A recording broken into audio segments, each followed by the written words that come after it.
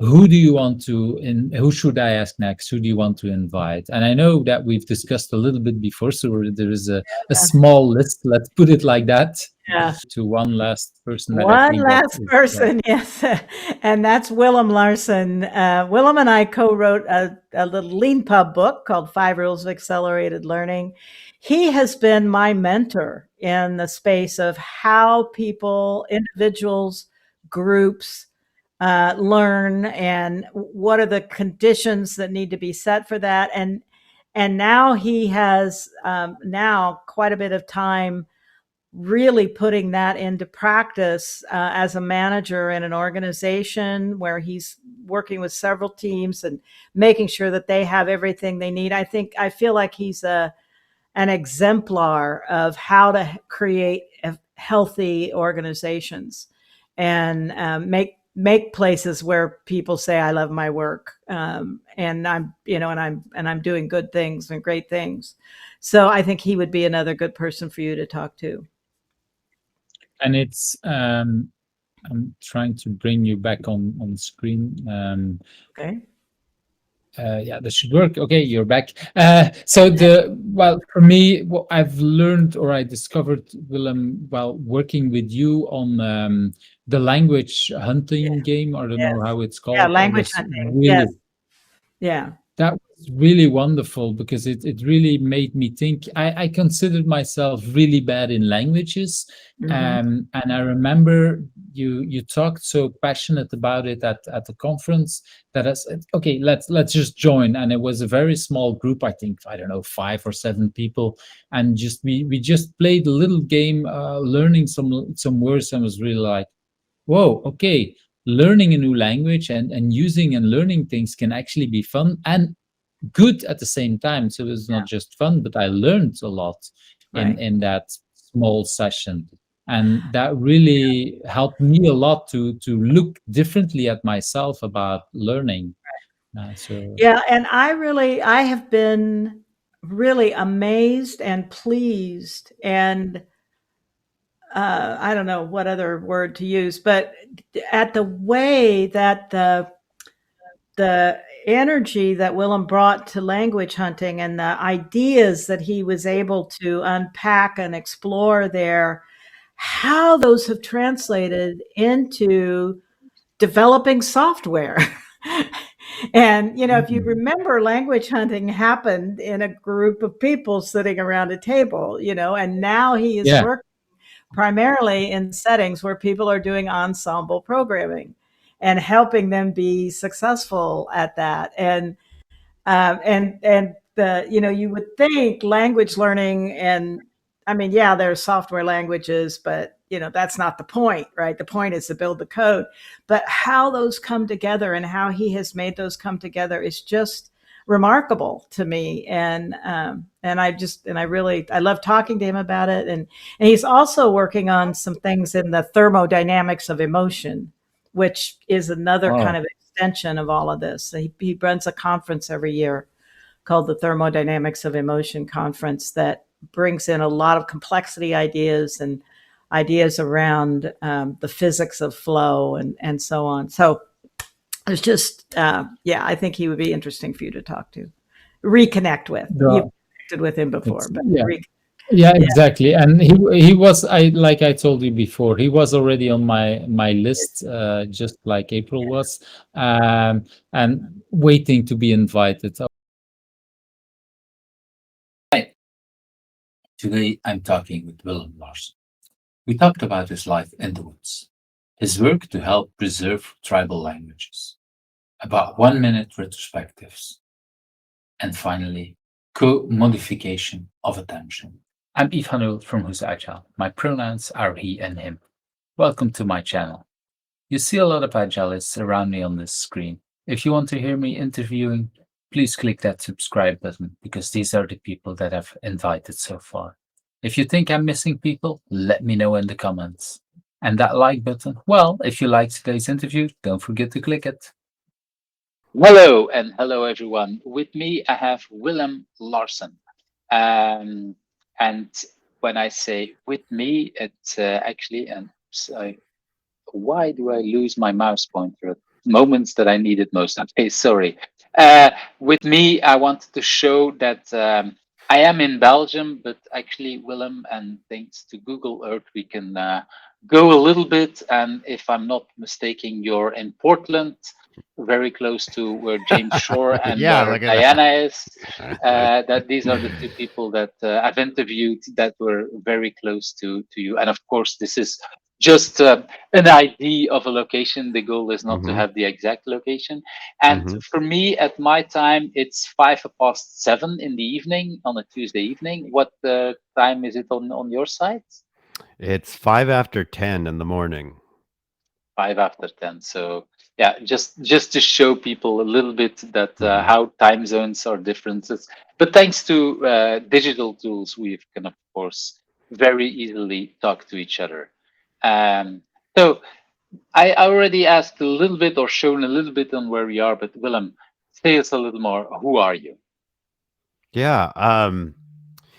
Who am I? I am I am a leader of agile teams, and I'm very excited and have made tools for team learning and organizational learning. I am am the co-author of the book, The Five Rules of Accelerated Learning. I'm a author of the Yeah, book. Yeah, the Language Hunters Kit I wrote. Um, there might be other books I'm forgetting, but I'm the founder and host of the Thermodynamics of Emotion Symposium that's in our seventh year this coming year. And right now, I'm vice president of the board of Agile Open Northwest, a nonprofit that manages the Agile open spaces in our area in the Cascadia bioregion, more or less. And yeah, that's already that a lot of things that you're doing there. yeah, that's it's yeah, a lot of pots on the boil for sure. Yeah, and we'll probably go into some of these when I go asking some of the questions. I forgot to prepare the books because I typically when people introduce themselves, I try to show the covers of Hmm. the books that people have worked on. At I forgot about that.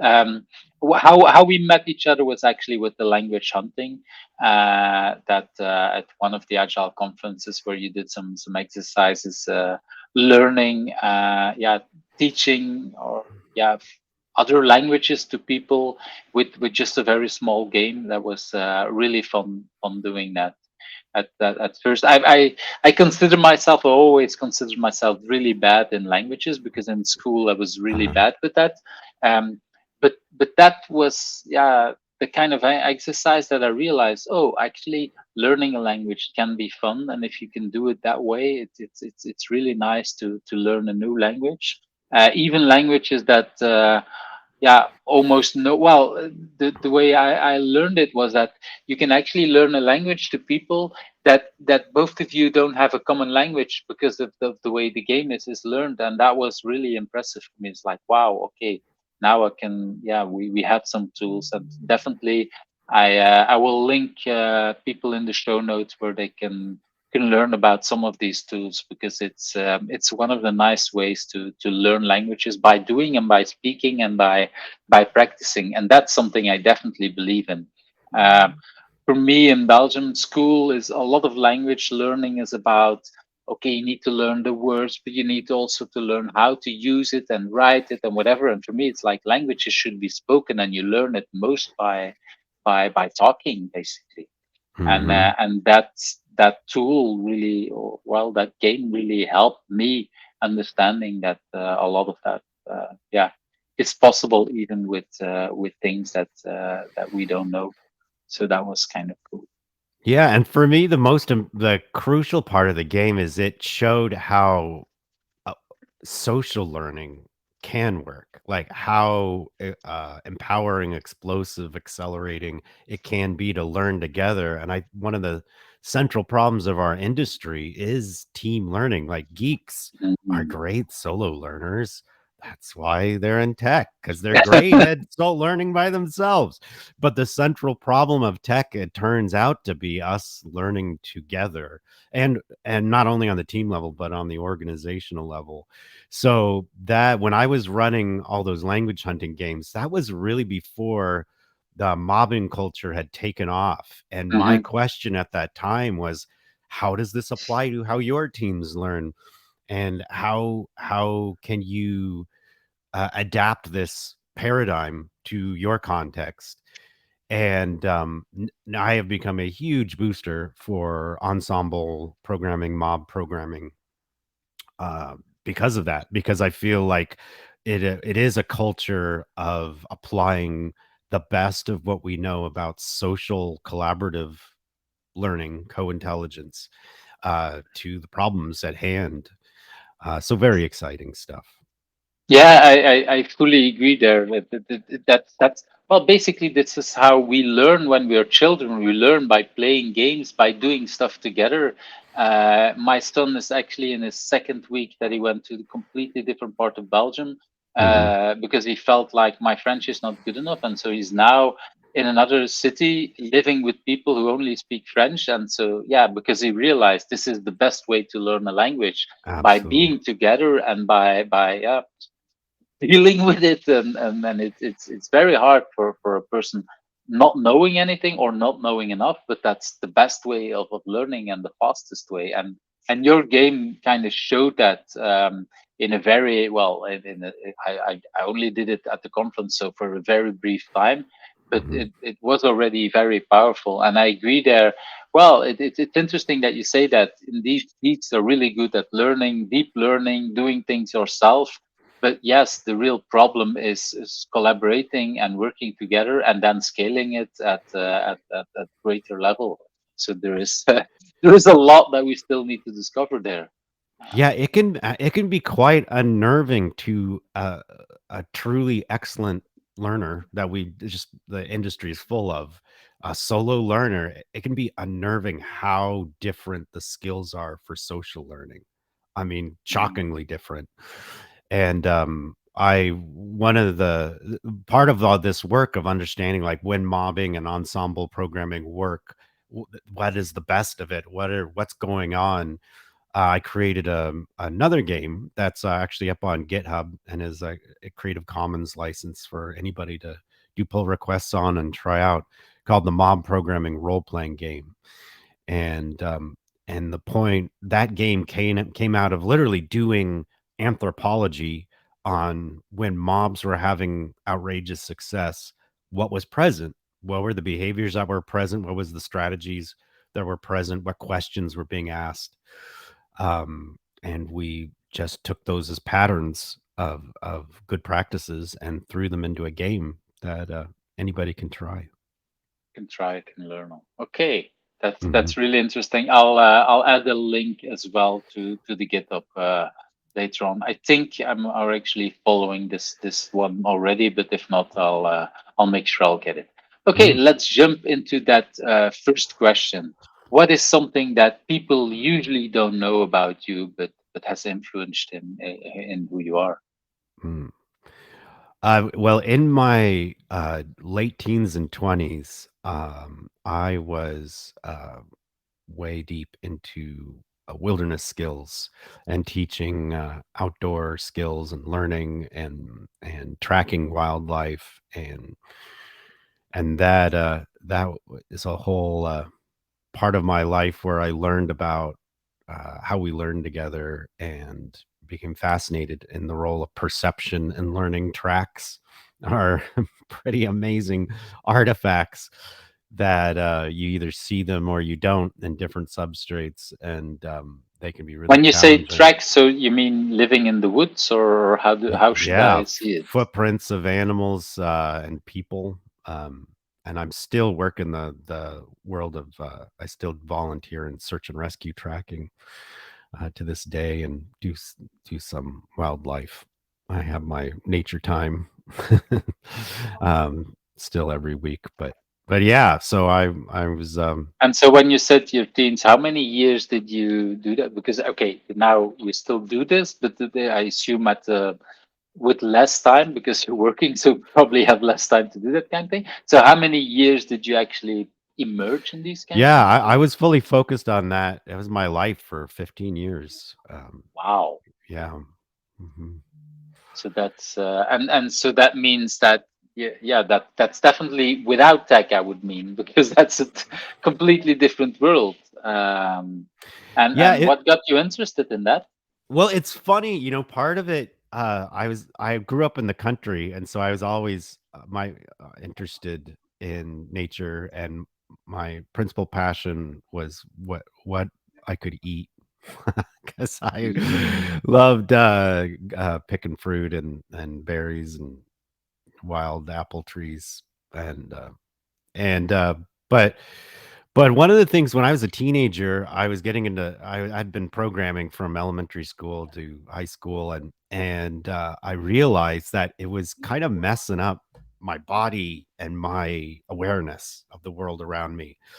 And I did a self check in my late teens, and I realized I need to balance this out with something else. mm, And so I decided, um, I ran across some opportunities to really study wilderness skills, and from some mentors, and I just went all in. And yeah, now I feel I've successfully balanced myself out. I've been since I've been in tech the past decade and a half or so. I I feel like I'm able to approach it and not get bent over like this, and I mean, there's definitely tech neck issues that you still got to manage, but yeah, it was all about sort of balancing out my psyche and self. that's interesting. So you first discovered IT, tech, and everything, then went back to nature. Now you're into IT, very deep in, I would say, but still working on volunteering in nature and doing search rescues and stuff like Hmm. that. So really finding that balance, which is really nice because indeed for a lot of us that is hard.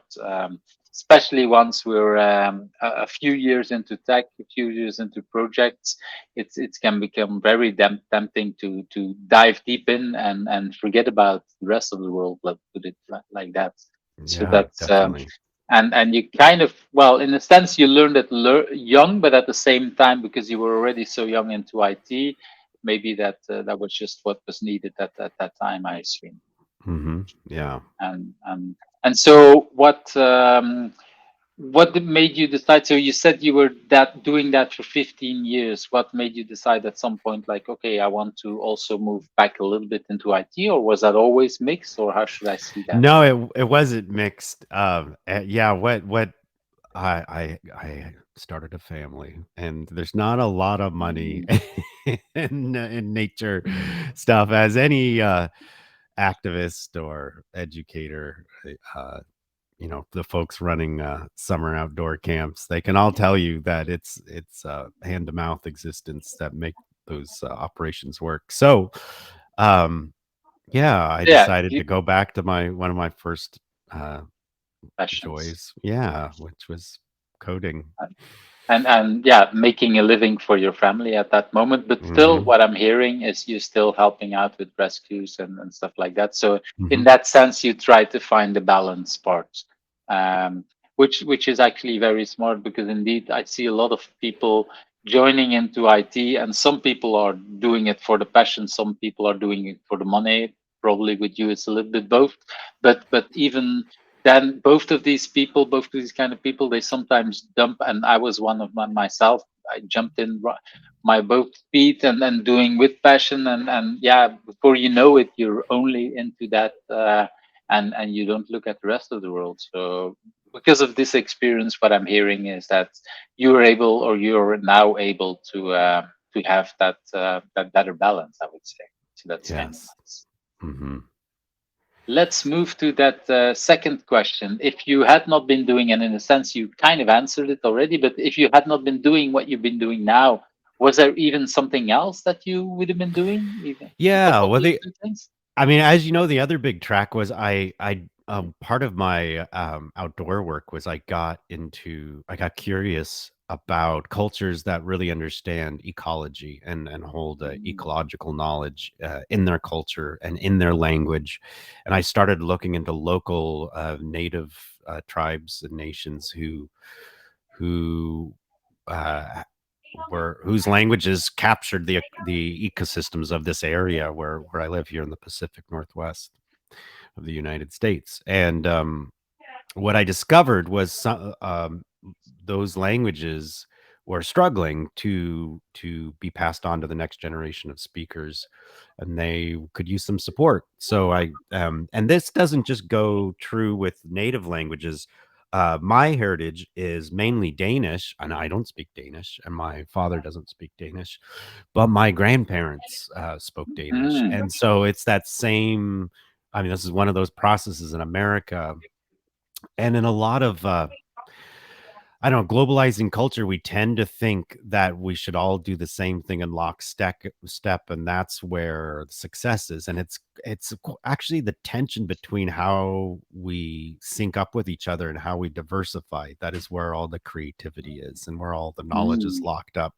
So it's not one or the other. And we do have to synchronize with each other to a certain extent, but multilingualism is where the real power is. And so and I mean each language is another brain. So I started an organization a couple decades ago called Language Hunters, and ran it, and as part of my nature work, and now it has a new creative director. It has had a new creative director for many years now, who's still doing the work mainly with Celtic languages like Irish, Scots Gaelic, Manx Gaelic. So yeah, they're still chugging along and holding space for this idea that multilingualism doesn't have to be this exotic thing that super performers embody, or village people, and all over the world speak multiple languages, because that's just how it has to be if you want to trade with the folks in the valley, one valley over, two valleys over. Mhm. It's really only in strangely in sort of modern hyper urban contexts that we think that there's one language. And certainly in America is the pinnacle, the whole sort of speak English or leave, when the response you get from folks if you're speaking another language in the grocery store sometimes.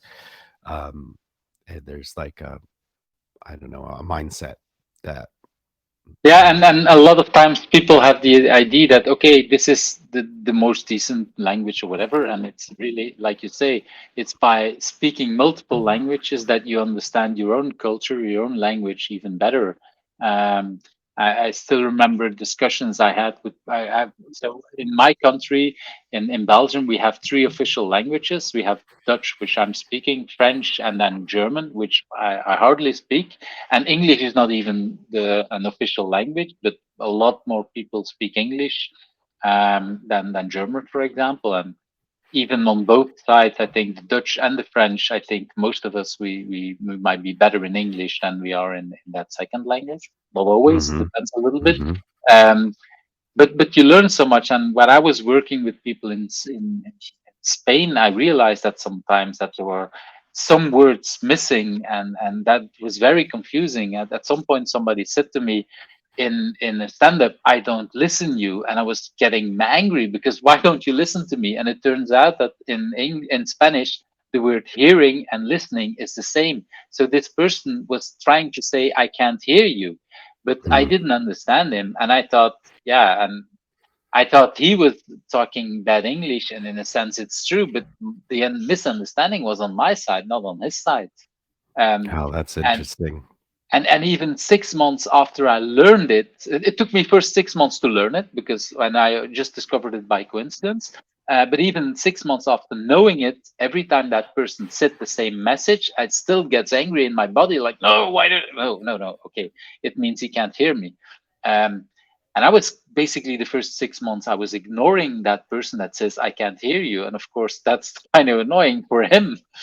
And it's when you learn and speak multiple languages that you realize, okay, there's different kind of contexts, different kind of things that is so much enriching for learning languages and other things. Yeah, I don't think anybody would argue. There's some argument about in the linguistics world about the role of language in thinking, but I don't think anyone would argue with the notion that if something is easy to talk about, it's easy to think about, and it's thus easy to collaborate on. Mm. And I think there's just some crucial ideas. I mean, it's why in software development we give things names instead of doing ones and zeros. It's easy to think about if you name a thing, Oh, yeah. and easy to collaborate then around a thing. And so languages are I mean, I guess that's the link between language is and tech was something that I made very early on. I was probably drawn to languages in the first place because of my programming background, or maybe vice versa, drawn to programming because I always was interested in languages from even when I was very little. And this new coinings, new words, neologisms, and creating new language and new areas is part of the effort of building culture and collaboration around anything we want to do. And it's a highly technical skill. No, I mean, we may just think I mean, I get endless enjoyment out of all the language that comes off of the sort of the vitality of the internet and interactions and the different subcultures on the internet. I love all the coinings and use them and celebrate them. And I'm a big believer that there's no one right way to use a word. Mm. Any dictionarist will tell you that dictionaries describe language; they do not prescribe language. Mm. And once again, we get back to that mindset where many people will pick up a dictionary and go, "You're using the word wrong." Here it is in the dictionary. It says so and so. And if you could ring the dictionarist up who wrote that dictionary and ask them what the right way to use the word it would be, they would say, "Well, how are you using it?" Mm. I want to know, like, I want to know how people are actually using the language and document that. But if it's in a book, it's a snapshot in time. So, And there is only limited amount of space to write in the book, so they probably, even if there is a list of 20 ways of using a word, there will be 25 or 30 that didn't make it into the book because of time or place constraints. That's yeah. absolutely, yeah. I, Yeah, and it's even heartbreakingly so. I mean, there's a lot of nature words that are getting left out of the dictionary now and being replaced by, technical or internet age, language, and it's distressing, but it's somewhat accurate, and it is, our culture is what we create and recreate every day. So it's up to us. yeah, and we sometimes and for whatever reason, I might use a word that my children have never heard of because Mhm. I've used it when I learned it from my parents, and vice versa. My children might use words that I've never heard of, and that's how culture evolves, of course. Yeah. And that is both inside, that's just in one little small family, but in a company that's even worse. I still remember the first week that I was in a company, and it was a very big discussion in a meeting. The people were almost no, not almost. They were really fighting, just not with their fists, but with their words. And I was there like in yeah, I think it was my second day or something like that. So very early on, and I had a feeling that there was a misunderstanding about a word, but I just kept a little bit stupid and said, well, just to make sure that I understand, could someone explain me this word?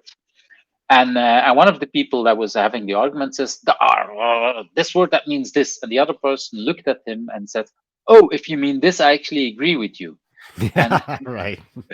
and the word I'm Exactly. talking about is product. The one person was Mm, talking about the wow. physical product, and the other was talking about the another kind of product. And so there was the one was business side, one was more Yeah. technical side, and it's it's so easy. Product, of course everybody knows what product is. Well, depending again on context and how you use it, it can mean so many different things. And that's, I think, what we see in domain driven design. There's so much that people talk about, okay, what context that we want to use these keywords and whatever. It's so important for, like what you said earlier on, in team learning, yeah? And how do we talk? What are the words that we want to represent back into our code that actually means something on business side? Um, if I'm using the word product in on a technical sense, and then if I want to explain my product or my code to the business, they won't understand because they might disagree on how the word is used. So Hmm. there's indeed a lot there that we can learn. That's and so it was interesting because yeah, like I said, I've learned about language hunting, and in the preparation, I was also looking back, and indeed I found language hunter that was now somebody else, and I was a little bit confused. So you actually found it that you were at the start of that thing, and that's what I seem to remember. But you passed on these duties, I would say.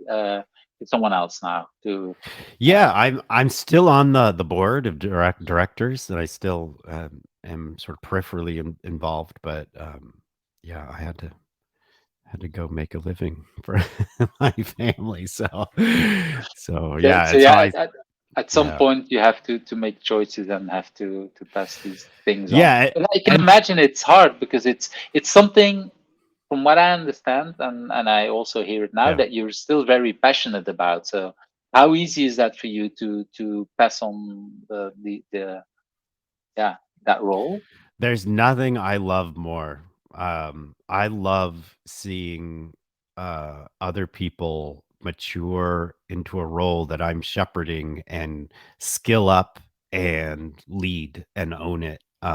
So it's actually very easy. I mean, and it's not a thing that you just like wish on a star about. I mean, it takes work um, to make that something that you can really have trust in the process of. But Mm. it's all my time working as an engineer on teams, being a coach of teams, leading teams. In whatever the industry, I love seeing people mature into a leadership role, and me being able to step away and do something else in the system that needs doing.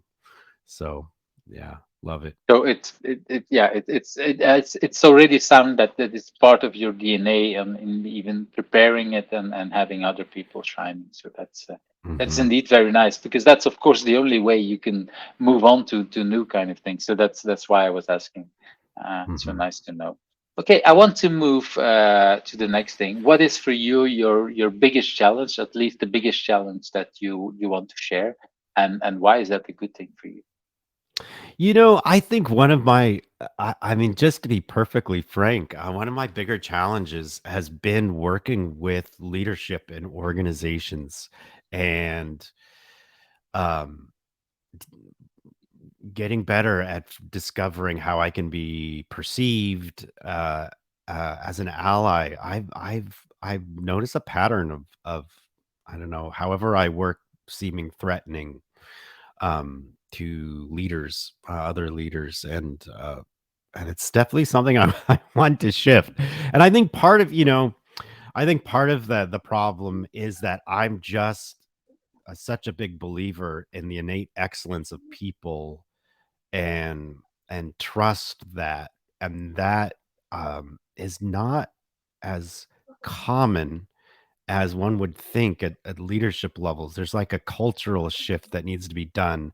But for any change, I mean, everybody has their pace at which they change, and going too Mm. fast for anybody is not appropriate, whatever, wherever they're at in an organization. I mean, people learn as fast as they learn. And so having more compassion and more patience for uh, that aspect of the work is something that I'm working on.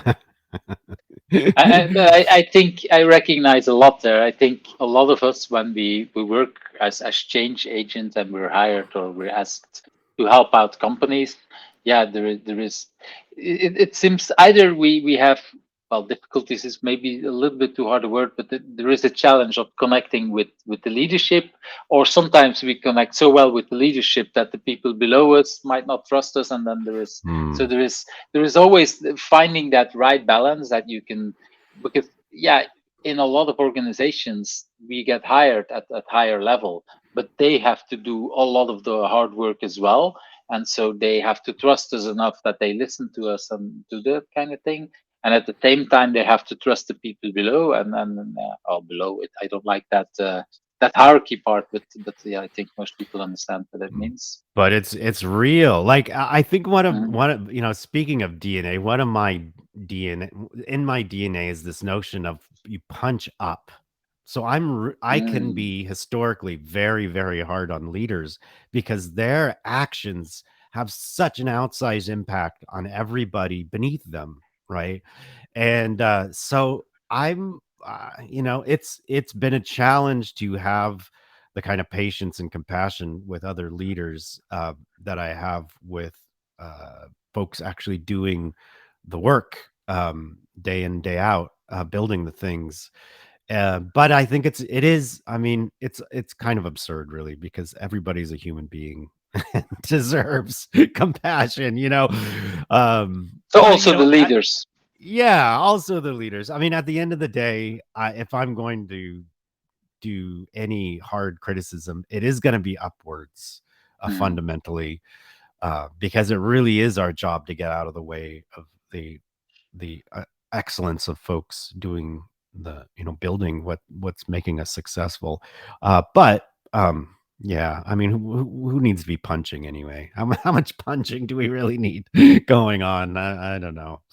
well, that's why I wanted to ask, how is it for you if people that are punching up to you, because well, you said about starting a family, that's one of the things I've noticed, that for example, I like that my children are also criticized and they don't pick Yeah, everything up, but at the same time, every time they do, it still hurts, and it's like, damn. I and know. and I might not react the way I want to react. Yeah, So it is hard. So yeah. is there anything there that you notice for yourself that you like punching up, but is it hard for you when you get punched from below?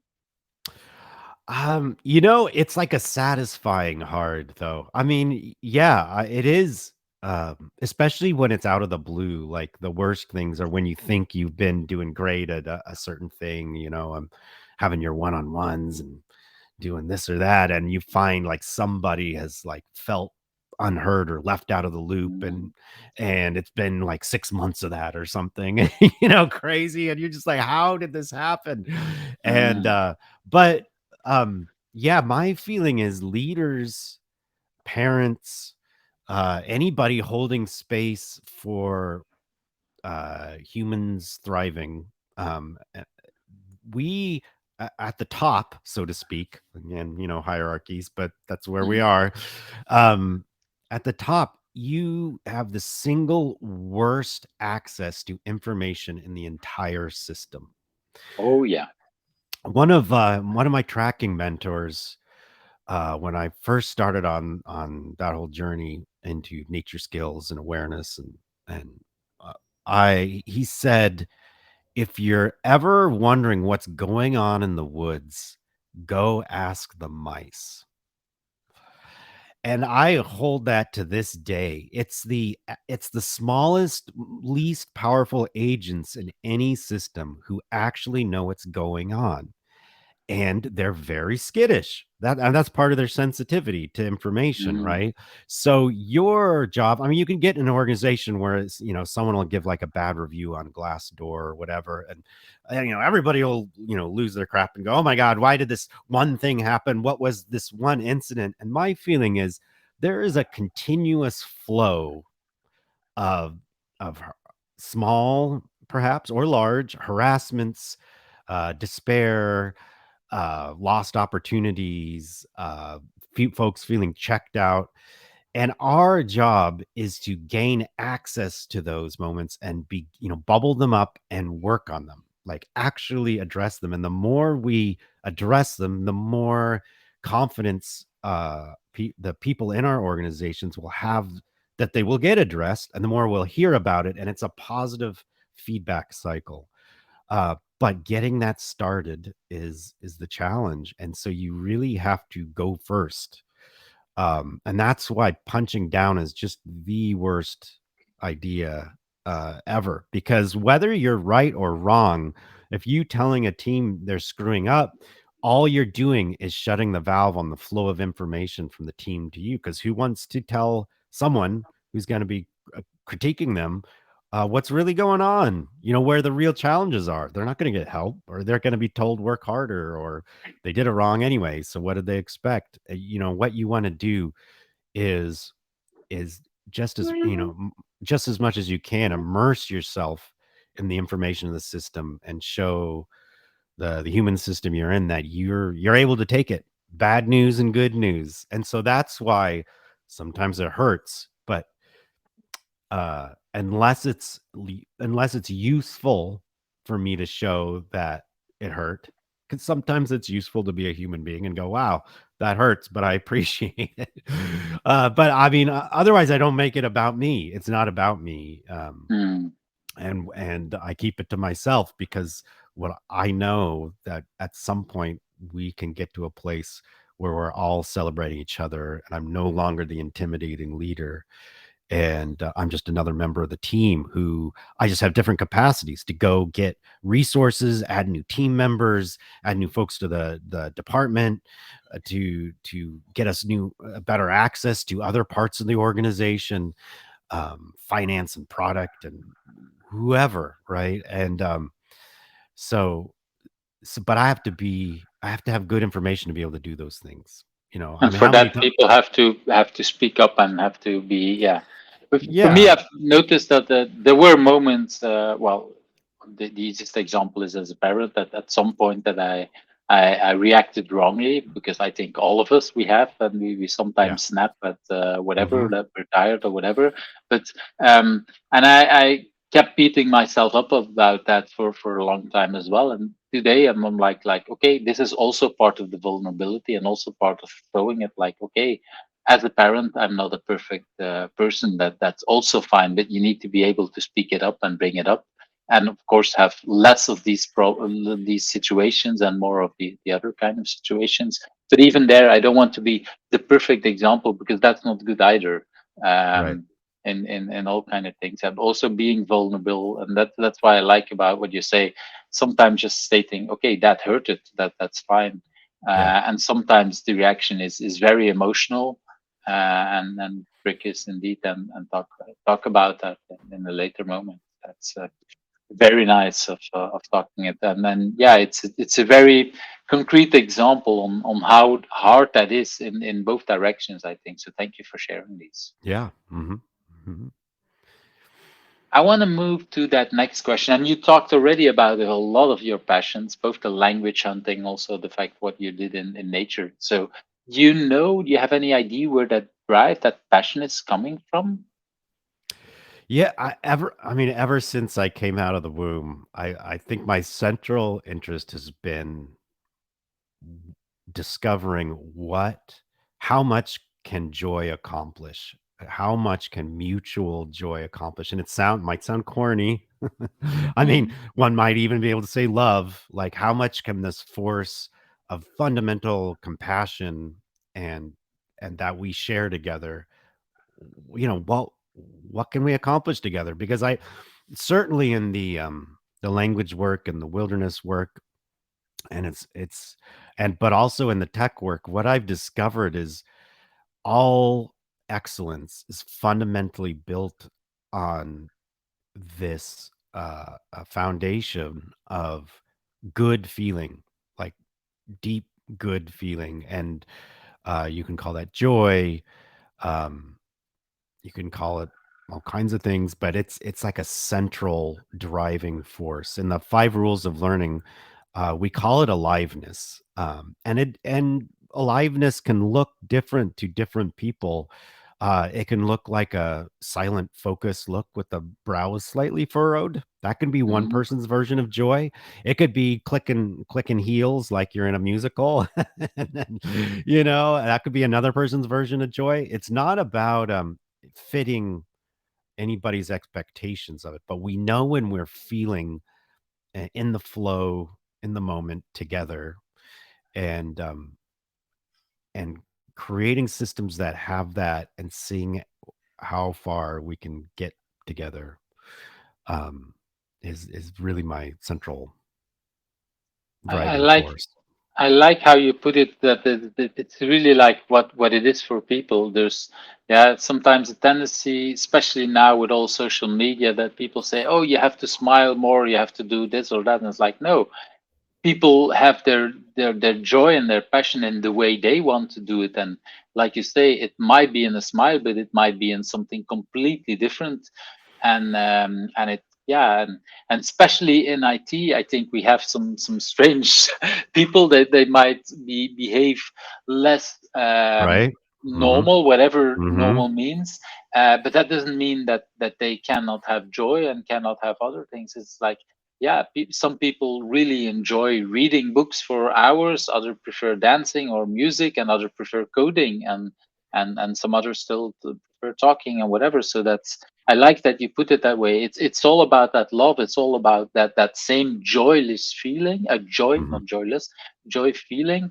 But Mhm. we might all show it in a completely different way. Yeah. Uh, and it's interesting that the way you put it, because indeed these are well three kind of I don't know ways of where you put it in both in the language hunting and in nature and then in into the tech world. These are I would say three different worlds. Well, maybe the language and the Mhm. nature is a little bit linked because of the these cultures, but still they're rather Yeah. fundamental different, and No, still you do absolutely. find that joy and that same kind of thing. And um does it show up in the same kind of way in you as well, or is that different parts of you that are activated by these passions? I think it shows up in the same way, for me, for, all of them, because at the end of the day, I gravitate towards making whatever I'm doing into a team sport of some kind. I mean, that's always my yearning to go in that direction. There's just something. I mean, there's something so powerful about the social brain, and I mean a networked brain of brains networked together, Mm. like human bodies co-performing. It's a wild ride, and if you've experienced it and you know how to generate it, I mean, it's just something. I think anybody who's been on a high performing team is yearning to get back on that team, or trying to find the next one, some part of them. And because it's such an incredible experience. So yeah, that's the part of me that gets lit up. I really like that you put it that way, because when we talk in teams and companies, not many people have experienced a high performing team in a company, but a lot of us we had that either in high school or in Boy Scouts or whatever, or in some kind of sports team. Most of us have experienced it somewhere in part of our life. It could be even a high performing family or whatever. They could be all different kind of ways. And I really yeah I feel that once you've been part of such a thing, you look for that in different kind of ways. Even the most introverted people, the people who prefer to be out on their own, deep diving into code or deep diving into books or whatever, once you've been to a high performance team, you kind of navigate yourself back to that state, because it's indeed brings so much value for me. If I look at that at the learning level, and you learn so much quicker, or I learn so much quicker and faster, and at the deeper level, and I get challenged a lot more in these kind of Hmm. teams. Yeah. um, it's at times it's scary because there is so much input there, and in many cases most people there are smart, or at least the teams I'm looking for, the people are way smarter than I am. Which is both scary and nice in a sense. But yeah, it's that's the whole dynamic. I recognize that a lot of people are looking for that. So, do you know where you first discovered that? Where was your first high performance team? It's funny. I don't think I had a first high performing team. I think somehow, again, going back to that idea of DNA, it was already there and I was looking for it. I don't know how that works or how that happened, but I already had a sense of trying looking. I mean, when I was very little, like in my single digit age, I remember wanting to start clubs and of just neighborhood kids, and I wanted to bring folks together in these ways, and I wasn't even sure what the purpose was, but yeah. And then when probably the first time I full on uh discovered my high performing experiences as a team were in the wilderness work, when teams of us would lead people in wilderness adventures and come up with all kinds of crazy experiences that we could share and deliver them safely and richly and make sure everybody was fed and could sleep comfortably, and those were really intense, wonderful experiences. And especially I can imagine if you, well, a lot of us, we're always in that rat race and everything there in the world with television or whatever, internet, depending on what age we are. But I can imagine if you then go to the woods and have a group of people living all on their own and really basically all what I'm hearing, or maybe I'm interpreting, but what I'm hearing is that all the experiences you experience as a whole group most of the time together, and so every achievement, getting fed, getting sleeping, and discovering tracks and whatever, you do it all together basically. That's my assumption in what I'm hearing the stories. So Yeah, and much like, I mean, with any team, maybe there's like small breakout groups or some folks who go scout out a thing or have a particular experience, or there's different interests, for the next afternoon. But yeah, fundamentally, then we all come back and tell the stories of what we learned, what we discovered, and what the next day can bring. And yeah, absolutely. yeah, I like it how you put it. I didn't think about breakout rooms, but in a sense, breakout groups. That's a little bit what you do, and then maybe back at in my fantasy, it's then back at the campfire. We Right? create war stories about what we Yeah. did today, and yeah, Yeah. that's the kind of thing. Uh, that's very nice as an idea on how we can learn and how we can see each other. Okay, let's move to the next question. What is for you your biggest achievement? What basically this is your moment to brag. I don't know how good you are at bragging and how you liked it, but what do you consider your biggest achievement? Wow. I might be terrible at bragging. I um yeah, I don't know. I can say I'm extremely proud of the conference that I started 7 years ago, called the Thermodynamics of Emotion Symposium, that takes place here in Portland, and building a community around a conversation that I really want to have happen so I can benefit from hearing I think about it. that's the URL. Is this correct? Yes, yes. So, and I don't know. I mean, I don't kn- we might not have achieved what I want to achieve yet in terms of the size of the community or seeing it take on a life of its own. Because again, I feel, as my ultimate goal is always to watch someone else rise in leadership and take Mm. over and me to move on. And so I'm still very much involved in the community. And but yeah, it's getting there. It's on it. I'm looking forward to it being my biggest achievement anyway. But I think, well, that is, and indeed, like I said, some people are really hard at the bragging part, and but that's okay as well. And I'm not surprised in that sense that you pick something that is kind of achieved but not really, so there is still some work there. It's also nice to be proud of something that you're still involved in it.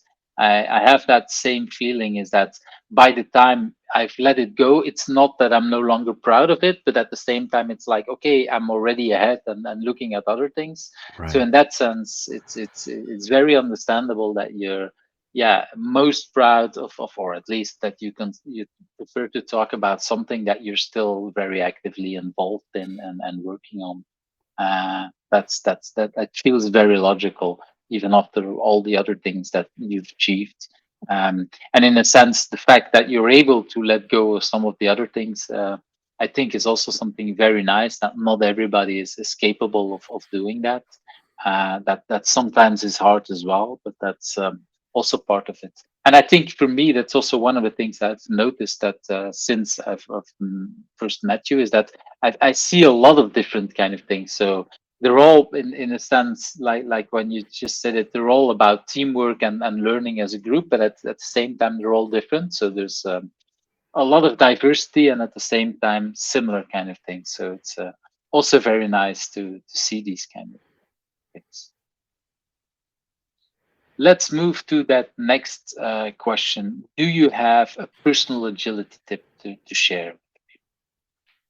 I think one of the just being part of agile culture, one of the biggest outcomes or benefits of it has been looking at how many ways we can apply small batches. Like how small can we make a thing that we want to do or we want in our life, and how often can we like harvest from that small increment. So that as a question is just always on my mind. I mean, and I couldn't get anything done without pomodoros, that's for sure. Which are that timed increments of work to 25 minutes of work, 5-minute break, and if you do 4 of those, you take a 50-minute break or whatever your favorite time, Timings, yes. yeah, it doesn't, there's not even any one time, but that's the classic version. Yeah, if I feel stuck in my life or stuck in brainstorming, I just go, all I have to do is set a Break it in timer and it could small be steps. 15, yeah, 15 minutes, 25 minutes, 5 minutes, 1 minute. I've absolutely done 1-minute pomodoros. Wow. And But yeah, oh I yeah. really like that because it every time when I go into a team and talk about things and we talk about making smaller user stories or whatever, deliver something small, the default answer is almost always like this is impossible. And for me, I always try to translate it like, yes, you don't know yet how to do it, but and I don't Mhm. know it either because I don't know your work, Yeah, but it's always yeah, possible. We just yeah. haven't discovered it how to do that. And it's Mhm. interesting that you say that, yeah, for a lot of people 25 minutes pomodoros feels like what can you do in 25 minutes, and then now you talk about, okay, you can do it in 15 minutes, you can do 5 and maybe 1 minute things. And it's interesting, there is always something to learn and there is always something that we can achieve in small things, and we just need to discover, okay, have a focus for 1 minute, what can we do and can we make it even smaller. it's Mhm. um, it's I agree, this is one of the, I think one of the largest benefits of agile way of working is try to look at what are the smaller steps that we can take. And it might be, yeah, I know that whatever I'm trying, within a year, these steps will be even smaller than I'm doing now, at least if I want to keep trying.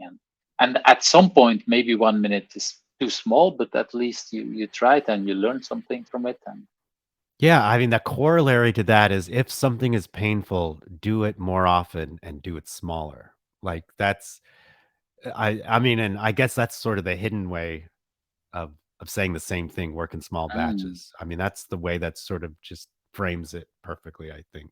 Anything that hurts, do it more often, but do it much, much smaller. Retrospectives. The 1 minute micro retros I've used on teams countless times. People are like, how can we do a retro in 1 minute? I was like, well, you hate the retros that are 3 hours. So like, how can we do a 3 hour retro? I mean, nobody, everybody's checked out. So let's get really good at retros by doing them at 1 to 5 minute scale.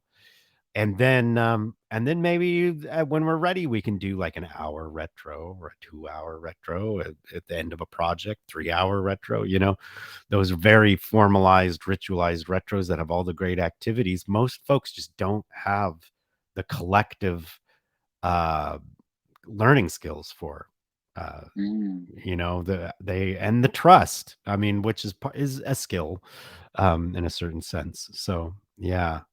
I really like that because indeed, when I sometimes work with a new team at the end of a stand up or whatever, I might ask indeed the question like, okay, if you just look back at yesterday, let's take 1 or 2 minutes to talk about what could you improve about yesterday's work or yesterday's day. And like, in the beginning, people were looking at me, well, and before they know it, they're into a daily routine of improving themselves. There is a risk, of course, that you never look at the grand scale of things, which is why you need indeed from time to time that larger retrospective to look back at that meta level. But there is value in both, just on a regular basis, improving and seeing, okay, what could I improve? And just thinking. And there is even the hardcore teams that never want to do retrospectives, there is always some time to say, okay, just give me 1 minute. What do you want to do better than yesterday? There's always either if people don't want to improve anything at all, well, yeah, then we have a different kind of problem. But it's not. Then it's no longer about time. Then it's really about, okay. It feels scary to want to improve or whatever. Hmm. That's a different kind of thing. But thank you for thinking about that, because that short thing, short and condense people having what can we do even smaller. And I like the way you talked about the steps. It makes me think when children learn how to walk, the of course the thing is you need to take smaller steps because there is a less chance that you will fall, and if you will fall, it will probably hurt less as well. And but somehow when we Yeah. want to do things in companies, we always think about large chunks of projects, large things to improve. And no, if it's too hard, No. let's scale it down. Let's make it smaller. Let's do it more often. Yeah, I have an agilist colleague, Jeremy Lightsmith, who was running a Montessori school for a while, and apparently Montessori has the small batches, small increments down in terms of the elementary school education, the grade school for young kids, and everything from tying shoes to using a pencil to they've got all the smallest increment set up. Mm. So yeah, it just seems to me what a core design principle for human systems, without a doubt. Wow, that's yeah. Even at that level, even at elementary school, that's. But yeah, but I had a discussion some I don't know, probably some months ago about what with one of my children that said, well, everything you learn in an elementary school, it takes so many years. We could probably do it in just 1 or 2 years. Technically, yes, but because of all the small chunks and because the brain of the children still has to grow, it's really important to take more time and to do it much more repeatedly and smaller things. It's not so much about that whole content. It's more about the learning and adopting the brain and whatever. There's a lot more there than just that content that people are learning. Hmm. So there is, and the small chunks. I really like that. Okay, let's move to that next question. And I don't know if you ever worked remote before COVID, but at least the last 2, 3 years, a lot of us have worked remote. Is there anything that you've learned that you say, okay, this is with all your experience, for example, of in nature and language hunting? Is there anything that else that you learned that you can that people can learn from? Well, I mean, I think the biggest thing about remote uh, work is that the most important thing is to have the richest and most stable video and audio connection possible, and to Mm, not take that problem lightly. Um, to prioritize that as like the most important thing for the remote team. Um, if video goes out, if you're having like in ensemble work, we have a central shared desktop that we're working on. If there's any issues with folks getting in there or typing in there, or if the tooling isn't quite right, to prioritize getting the best possible tooling and just solve the problem. Don't put it off. I mean, there's so many things. Again, I think in terms of these universal design principles, things that work across contexts and up and down scale. It's fascinating. And if you, but you can fake them, you can like sort of hand wave them and go, oh, well, it's good enough. But like, for example, setting up a development environment is always a huge pain in the butt. It's always a huge Mm. investment of time. It always feels like it's taking forever. You always uncover a nest of all countless problems. But once it's set up, and if you've really solved the problem, then you're flying, right? And it's the same as your remote working environment. It's like, get it set up, treat it as a real problem. Don't be satisfied with, something that's good enough. Have the richest connection with your team possible, and then you can rely on it. And then if it ever breaks down, just like with your development environment, take that seriously. Like your remote connection is your fundamental development environment.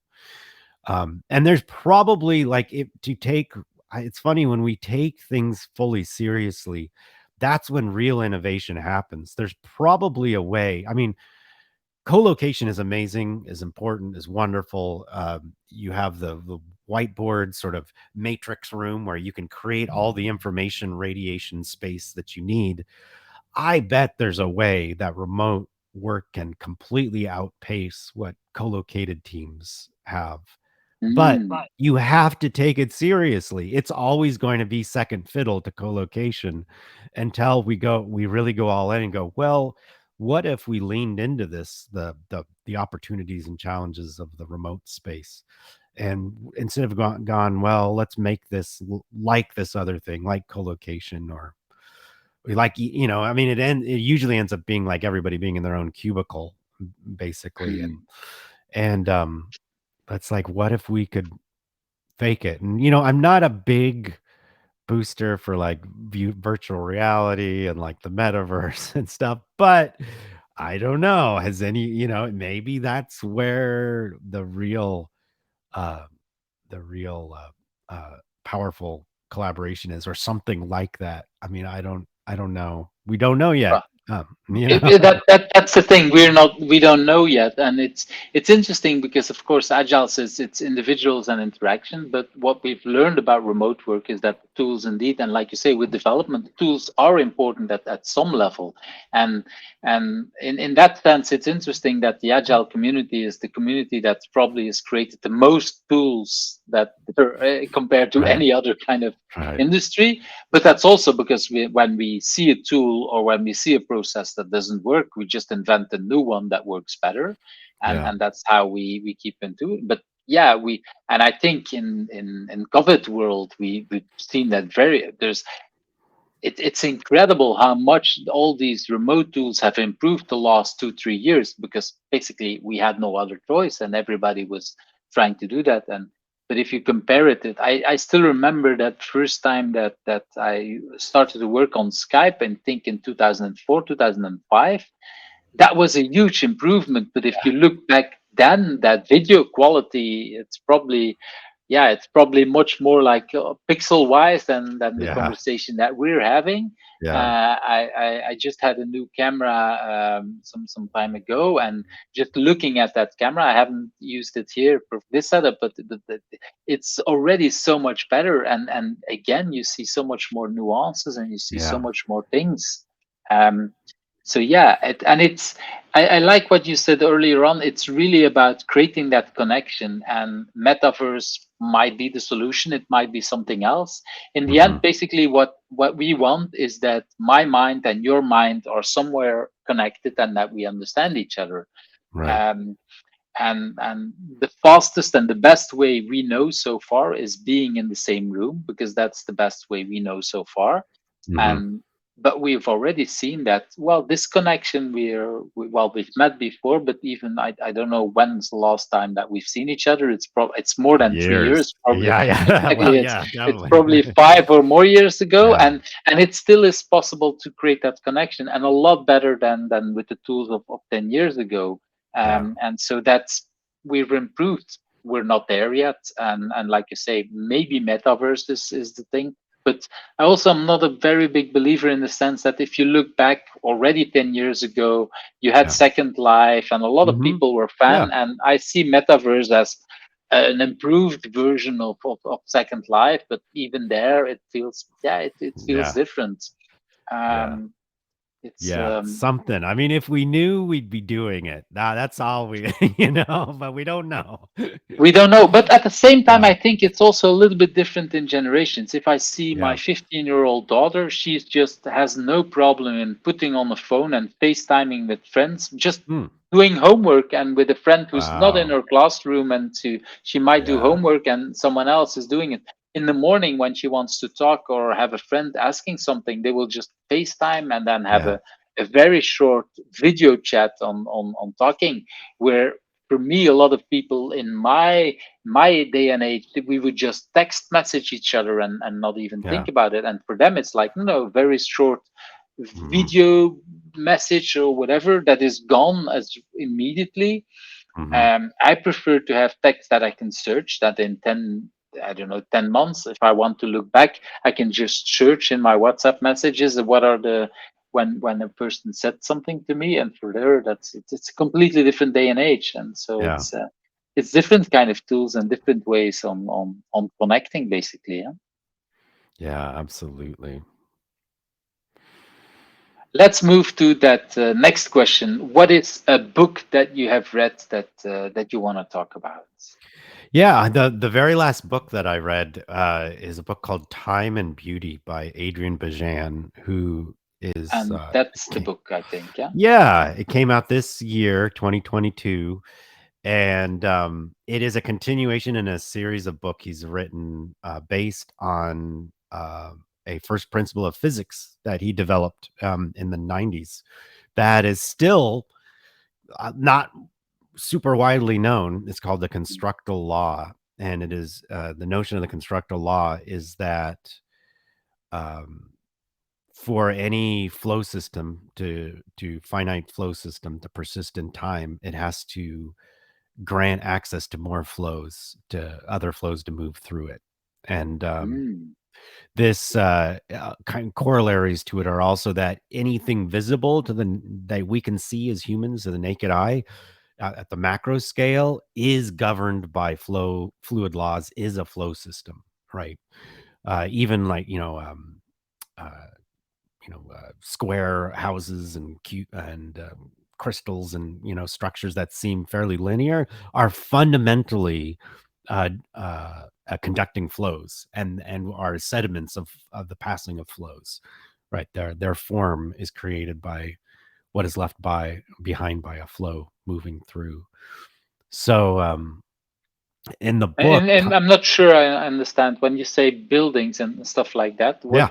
What's the kind of flow? Is that then the flow of light, or how should I see it? That I'm not Yeah, sure it's if I interesting. understand. At all levels of scale, in all contexts, everything is flowing. I mean, it's a very sort of lean mindset, Hmm. I guess, but ideas can flow. The symposium that I have, the thermodynamics of emotion symposium, is all based on what if we decided that the fundamental medium of flow for human systems was emotion.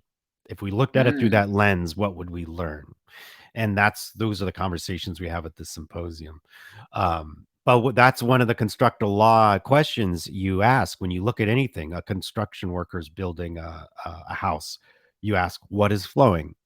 Are materials flowing? Is human labor flowing? Is information flowing? Whatever you decide is flowing, that's what you're going to get information about. That's the architecture you're going to see. For the internet, um, we could look at the flow of radicalization on the internet and extremism. That's a flow. Information is the first thing that most folks might see, or packets of data might be, but there's But for also energy and rage in a energy. sense, and yeah, anything. Yeah, that's Yeah, interesting. Yeah. photons are so fast. I mean, one of the things that you learn when it comes to fluid laws is that when oftentimes when you're seeing things that look linear, it's just because they're moving very, very fast.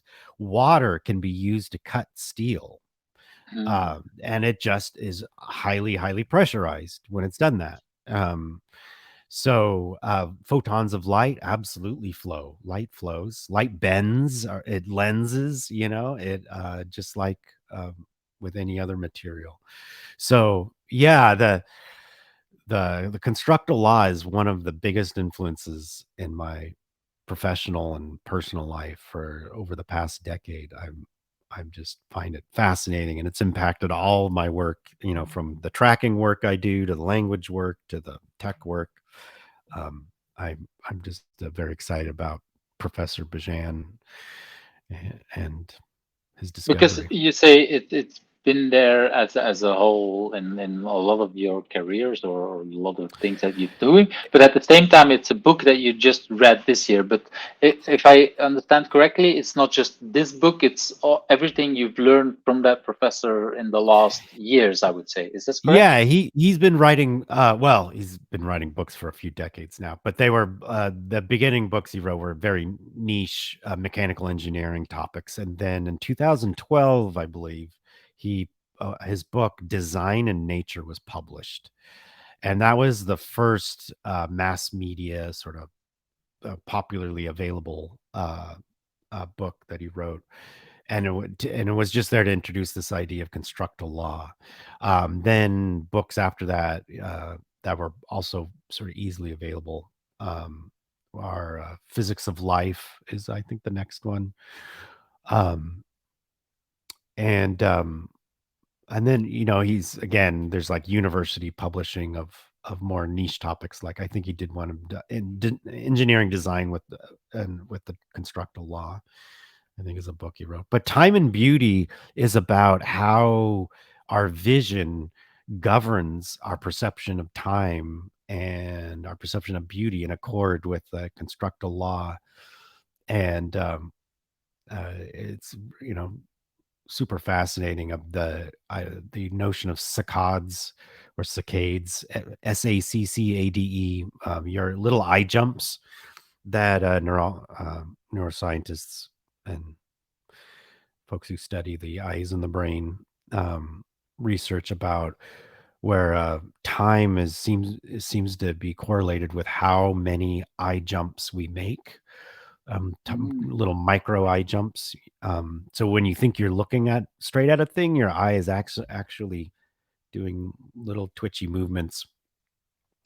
And infants have a much, much higher rate of saccades than adults, and the rate Mm. of your eye jumps reduce over time.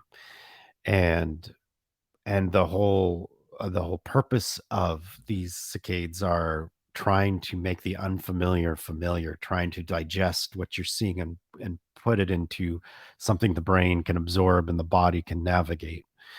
Um, and beauty is that sense of the ease of doing it. It's like in the proportions of we have these sort of binocular eyes, and so you have that golden ratio is amenable to the shape of our binocular box, one could say. Mm. um so anyway, lots of fascinating thing, and all how it relates to this notion that our vision and visual and perceptual systems are flow systems, our cognitive systems are flow systems, and the flow between the environment and our cognition. And in my imagination, and you didn't say it, but in my imagination, when you talk about infants when their eyes move much faster, is that a way how they try to scan the world and try to understand the world? So, in a Mm. sense, if children are their eyes are moving faster, is there a way to say these are faster learners, or is that too big a It it link that I it see? might absolutely correlate. I mean, certainly, if you want time to slow down, if you want to learn more, if you want to have more saccades, eye jumps, put yourself into more novel situations. Look for the Mm. unexpected. go into situations where you be expect to be surprised. Go to open spaces. Right, where Right. that's the rule, is expect to be surprised. So Mm. so that's this idea of time correlates with novelty and your perception of time, and your cognition. So uh, I mean, that absolutely, like, folks who are bored are not at a peak mental moment. You know, learn to dissolve boredom by your own choice, and look for the unexpected in your environment. Look for things that delight and surprise. I like the way that you link it also back to boredom, because I think this is one of the times where we don't always have children. We don't let them be bored. I mean, there's so Mhm. much information that's coming, either if it's television or internet or whatever. And I think, well, if I just look at myself, I'm a vivid reader. I like to read. I've always liked to read for since basically I was able to read. But Yeah. now my attention span for books is a lot harder. Really need to sit down and take the time to read. And once I'm, let's say, 15 minutes, half an hour into a book, I can keep reading. But even it takes a while before I get into that again, because and I see that with my children, with a lot of children, that Mm. there's so much things and they're not used to being bored anymore. And like what you say, we need to get past that to get, yeah, be inspired on new things. And somehow I think boredom is an important part of that. Do you agree, or what do you feel about that? Absolutely, like, that it's a challenge to interface with systems or environments that are novel. I mean, that's why we don't do it, right? We do go for the Hmm. familiar because it's easy. And so putting yourself in a situation where you might feel bored, leaving your phone at home, when you go for a walk, or go to a coffee shop, or and still seeking that which will delight, be novel, surprise you. It takes a little bit for, like, the wheels to get a footing, but then you're off to the races. I mean, this is Hmm. an old tracking trick, is, when in doubt, whatever you're looking at, whatever's going on, come up with 50 questions to ask. Just 50 questions about that track. Wow. Say you see a track. How many toes does it have? Do you see claws? What's the shape of the heel pad? Is it a right or left foot? Is it a front or rear foot? How much energy is in the track? Guessing about who made it, what animal, what species, how old are they? Are they male or female? Do they have any injuries? Where are they going? Where are they coming from? Why are they here in this one spot? Are they moving steadily? Are they pausing? Are they hungry? Are they thirsty? Are they curious? What's their mental state? What's their emotional state? What's their health? What recent diseases have they had, or injuries? Are they headed for an injury because of a lack of nutrition, or a lack of, if you can see that their awareness is shrinking? Like, you could just keep asking questions Yeah, about I'm anything. amazed that you say you talk about 50 questions. I didn't count. I should. Um, um, yeah, but it's amazing how in just a few minutes you can keep asking questions. I'm like, every time you ask a question, I was like, this is probably the last question they will, and you keep going because you're so much used to that, doing that kind of thing. And Yeah. and I was really impressed with that series of questions that you came up. And probably the first, when I would challenge everybody to just look back at that part in the first two three questions, like, yeah, okay, I can imagine that one and that one. And it kept going. It's that this is, you see that you're used to asking these kind of questions, and about, okay, what, and then goes into the, are they injured, will they get injured, that it goes, yeah, it's very deep. And I like also what you said just before about leave your phone somewhere. I try to convince my children not have their phone near the bedside. It's for me, it's Yeah. like my phone should be not at my bedside. Okay, when they're Hmm. going, I have teenagers, so they now go out occasionally, go to parties in the weekend. Then I'll put my phone next to my bed, but next to that, I don't want it to have that. Yeah. Um, Yeah. I've just been to Rome, where being at that where I was in a hotel, that I said, okay, when I go for breakfast, I leave my phone into my hotel room. I'm not going to take it with me. I just want to indeed be okay. I'm not at home, so people at home might try to reach me or whatever. No, no, no. I just want that first moment. I want to be peace. I want to actually use my brain and think about what's happening there. And it's very hard for a lot of us. We're so used to, and even just now talking about it, I'm always want to feel, where is my phone? Yeah, yeah, Because totally. it's Yeah, it yeah, it's yeah, the whole idea. We feel kind of naked when we don't have that phone and that device beeping and whatever. yeah. But yeah, we need to be, yeah, challenge ourselves much more to leave it somewhere and see, okay, can we have a walk without a phone? Can we do this or that? And um, Yeah. it's a wonderful device because it has replaced so many things. If you think back at 20 years ago, basically it's my agenda, it's my contacts, it is my phone, it's so many, it's a camera, it's so many different kind of things. But because of that, we became so dependent on it. Huh? Yeah, it's so sad to me because it is such an amazing device. And you look at like fiction of the future, like Star Trek or Star Wars, and they've got little devices, but they're not glued to them. And the one difference in all those contexts is that their devices are supporting their ability to live in the world.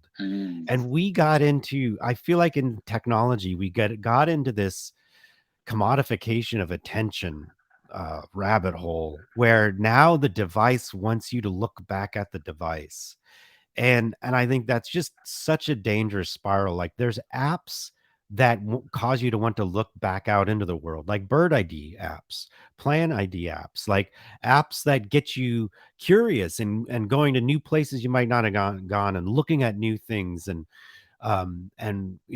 messaging apps that are actually sincerely just about you connecting and in person. And but so many of them are what they're gaming our attention and the ability to keep us looking back in their walled garden. And I just find it so disappointing. We're living this completely different timeline of of the role of technology in human lives than it could have been. It could have been this thing where, wow, we're just exploring but together what's possible. Well, I think you put on something really interesting, in the sense that basically what I heard you say is that these devices are starting to control our time and start to dictate what we need to do. And for me, I think this is where the difference is. If you leave it at home when you do a walk, you're in Yeah. control. If you, Yeah. for me on my phone, I think almost all notifications are turned off. It's just like Mm. there's a very limited number of notifications. I've learned that actually most, as a facilitator, when I'm working with a group, I still have my phone with me because I might use it as a timing device. Yeah. Hmm. Um, but in most cases, when I'm facilitating, it's on flight mode. So and even there, I had people afterwards saying to me, "If you were looking at your phone and you were distracted." No, actually, I was looking at my phone because I was looking at the time, how much time I did. There was no connection there. There was no whatever, but it seems so ingrained, and I had to learn it as a facilitator indeed, to say, okay, I when I'm in a workshop, if I need a timing device, okay, I might still use my phone, but I turn it to flight mode. And maybe, well, I'm not sure if you can see it somewhere there. There are hourglasses, or let me put. Oh yeah. Hmm. So I have these hourglasses. Yeah. So this is a Hmm. 5 minute hourglass, and so Oh, these nice. ones are very nice to have Yeah. them in a workshop. And I Hmm. have different ones. Like the purple one is 15 minutes. I think the yellow one is 1 minute. And so I put a lot of these in the workshop with me, and I tell people, anyone that, for example, in a discussion, if at any time you feel that it's taking too long, you can turn around to an hourglass and say, okay, let's keep discussing for this amount of time, and after that, then we'll just dumb vote if we want to keep discussing. Uh, Hmm. that and doing that takes again away the control from me. I don't need the device anymore, and it puts the control back to the team. And that's again, you have a totally different dynamic. I'm no Yeah. longer in control of these kind of things. Right. And I've it's interesting because I've used these hourglasses like I think 15 years ago, and at that time I had a phone, but that was not, yeah, it was called smartphone, but it wasn't that smart as it is these days. And Right. I've gradually moved to much more using tools on my phone, and I think the last 4 or 5 years I moved much more back to hourglasses and other kind of things to say, okay, let's not Yeah. have my device control me or the team that I'm working with. Yeah. It's we need to be again much more in control of ourselves, and that's the thing.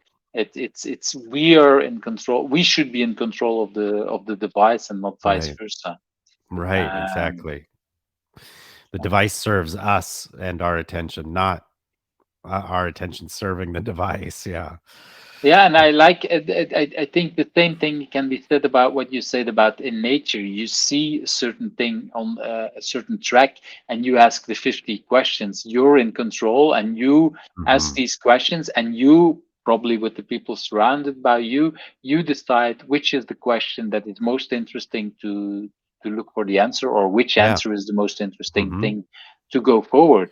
If you see that an animal is been wounded, that's probably the thing that is more interested. If you see that he's running very fast, yeah, there might be something else. There might Hmm. be other things there, and brings you back to the control. Yeah. Talking about control, what is a question that I didn't ask you, but that you wish that I did ask you? Well, one of the things, questions the most on my mind nowadays is what is missing from agile leadership, um, Mm. and for me, agile leadership and the community of agile leadership, I feel like though there's some like niche groups and niche invitation only events, and somebody's got their model that they really want to share, but I don't feel like we have a community of agile leadership that's like the richness of the agile coaching community, the agile dev community, agile testers, where it's sort of like an open box of what if we were all co-creating a sense of what it means to design well in the space of agile leadership, and to Mm. perform well, and what are the practices and the skills of being an agile leader.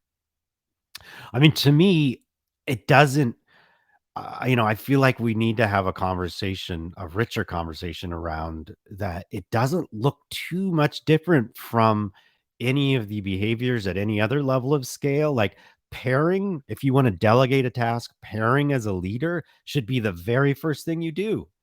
Like if It's you our want some, default model. I mean, for right? me, the default leadership is parenting, and the default. And I'm not going to say that Right? single parenting is not possible. I've had some friends who do it, but Mm, basically, their main message is always like, it's hard to do it on your own. I really would like to have someone to pair up and yeah. to balance some questions off and to challenge me. And indeed, in leadership, if it's team leadership, if it's company leadership, the default example seems to be you have to do it on your own and you have to be whatever. And Yeah, it's and interesting. I'm positive there's also an ensemble kind of paradigm for leadership, although I'm still kind of getting my head wrapped around what it is. I haven't seen it in the wild, but small batches, small leadership choices, and if something hurts, do it more often. And small, like all these design principles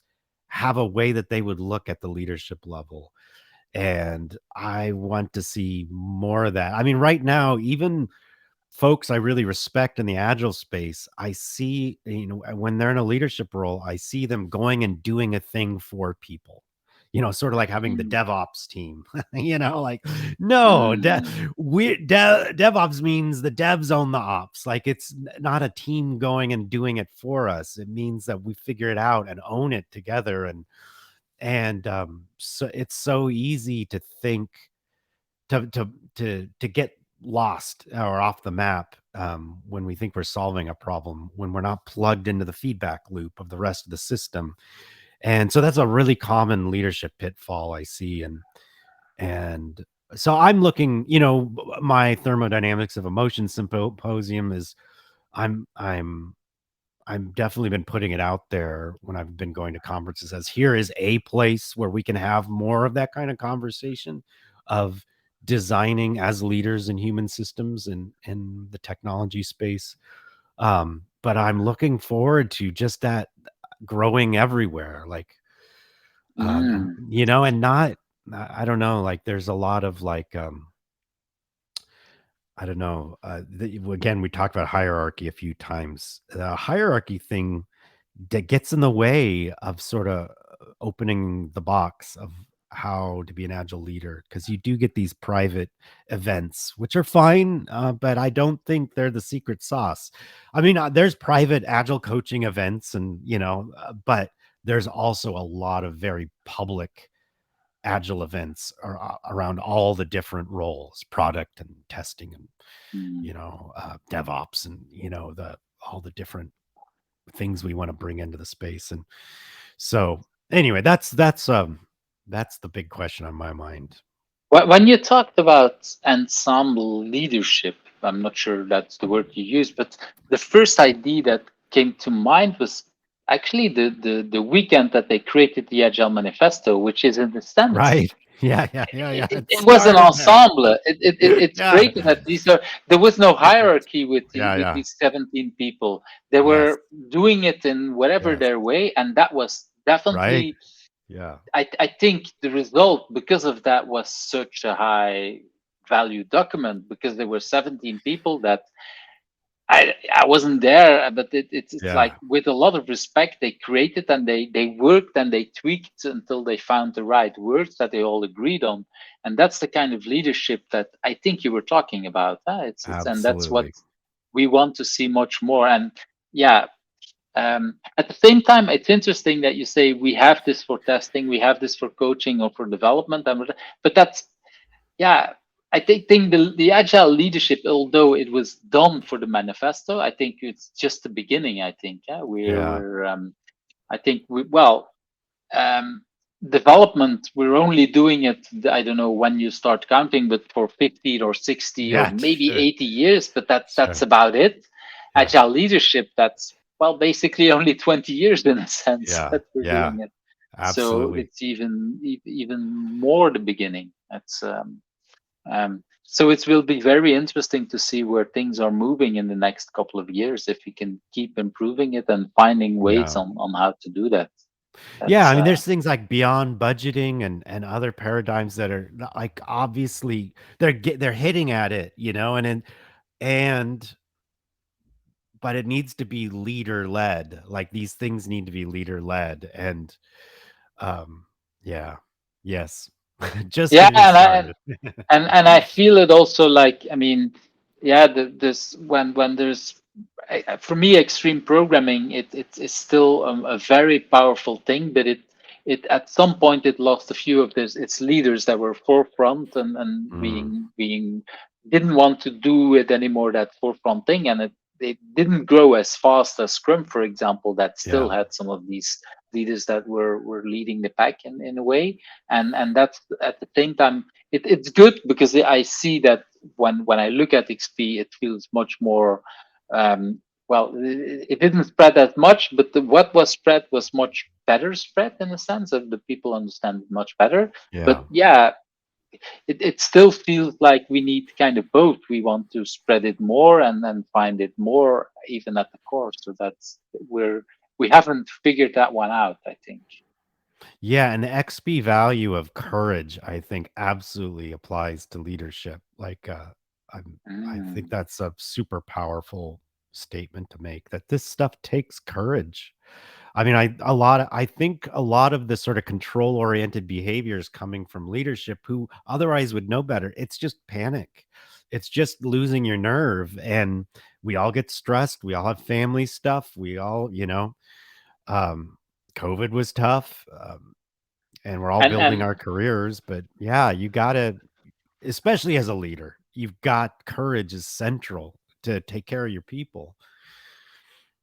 And I think, well, talking back to that discussion we had earlier on, or what I shared Mm, about with my children, there is the moment that indeed at leadership it takes courage, but it also needs to understand and understand your own emotions, that you're not overreacting in these emotions. Because, like yeah, I said, well, I always make the joke that we want our children to not give in to group yeah, pressure and whatever, yeah, except in the morning when we want them to prepare for school. Basically, yeah. then we want them to listen to us and be ready on time. Exactly. Yeah, And yeah, then it's very stressy for us. But if we look back, yeah, it really is because we didn't prepare enough. Because yeah, if we miss 5 minutes of time, if we're 5 minutes late, maybe it's yeah, because we got up 5 minutes too late or whatever. We can better prepare for these kind of things, and we feel pressure and we feel that they're behaving, but maybe it's again leadership, and we have to look back at meta level and learn from these kind of things. It's yeah. uh, again, we're still only at the beginning for a lot of these things and Just understanding it, getting I think. started. Yeah. Yeah. So it's okay. I want to move to that next. Oh no, not this one. Where the question is that who do you think I should ask next? What's a person that you want to invite? Well, if you haven't had April Jefferson on your show, you must have April on your show. She's actually a colleague who's also on the board at Agile Open Northwest. That's And April, right? yeah, and that's April. And her some I mean, she's great at all kinds of things. She's at Soul Craftswoman on Twitter. But one of the big leaderships she's providing is remote open spaces and really Mm. discovering so she is an example of someone who's discovering what live collaboration is possible between human beings remotely. And it's pretty cool stuff she's doing. She did the 24-hour open space. I think it was called the Future of Work open space. It was like 24 continuous hours of open space sessions Wow. from folks around the world. Yeah. And anyway, just super cool stuff. A super big thinker and I think thought leader in how to design agile human systems. Yeah, she was already invited a few times, and so far I wasn't. I actually contacted her. I wasn't able to schedule anything, and I'm really looking forward. And it's really nice what you say, because I knew that she was working on the remote on the remote open space things, but I was not able to participate in any of them. So it's nice to hear about how powerful and how that she's actually a really big. Thought leader in these kind of spaces. It's Yes. interesting, and these are indeed the kind of people that I hope that we can that I can invite and that can learn so much more. Because yeah, like you said, we're just at the beginning, and we need, well, new people to keep moving us forwards. Yes, Because definitely. yeah, that's the kind of thing that we want to move. Okay, Willem, if people want to reach out to you, what's the best way to contact you? What's a good way Um, to? I'm on LinkedIn. I wish I could say Twitter was a good place, but it just feels like it's falling apart. But if you want to give it a shot, I mean, I'm there, when so I didn't prepare that one. I did prepare the LinkedIn. I think I that can doesn't see it. look like my LinkedIn. It Well, says like that, Pendo. that's no, that's the wrong one. Oh, apparently I didn't save it when I was preparing it. Okay, so that's I will link the one in the show notes. When I clicked on it, I was like, oh, this looks wrong. Okay, sorry for that. No, no Um, worries. but I didn't prepare indeed Twitter. I've been saying this the last few conversations, because indeed it feels like it's falling Yeah, apart, and it might not be the right super place to sad. connect to people, or no longer. But only time will tell. In a couple of months, we know if it will stick around, or if we all need to move to Mastodon or somewhere else Yeah, where right, we right. can have actually. And since this week, we have the Agile Alliance that has their own Mastodon service. So if people in the Agile Oh, space want to interesting. connect, Okay, they that's yeah, pretty we cool. I had some conversations with Jutta Eckstein and a few others of the Agile Alliance to see if they can set up a space. Because for me, it feels like we have. I really like the idea of Mastodon, where we all have your own service, but we also it's good that we have smaller servers, but they need to be maintained, and of course we need people to pay for it. Yeah. And for me, it feels like the Agile Alliance is one of these organizations that has some money that can support these kind of things. Yeah, that's a really That good so idea. so I will link that server in the show notes as well for people there. Wonderful. And this is the one that I moved to because I think it's an interesting space to do. Anyway, Willem, thanks for your time. It was a Thank wonderful you. conversation, just like I was hoping for. And it's always wonderful to meet and meeting is the wrong thing, to reconnect with Yeah, it's so with good to people see like you that. again. So Yeah. it's nice. I've some of the stories that you told I heard before, but it's not everything, and the connection definitely was not clear for me. So it's been a wonderful conversation. So thank you very much for your time. Mhm. And I hopefully we'll see each other not in the next life, but somewhere later in a Yeah, conference it's again. a little So, sooner than that. Let's hope. yeah, exactly. Okay, well, thank you very much. Thank you for Bye-bye. watching Who's Agile, where the stories of agilists come to life. I hope you liked today's interview. Subscribe if you're not subscribed and want to get to know other agilists.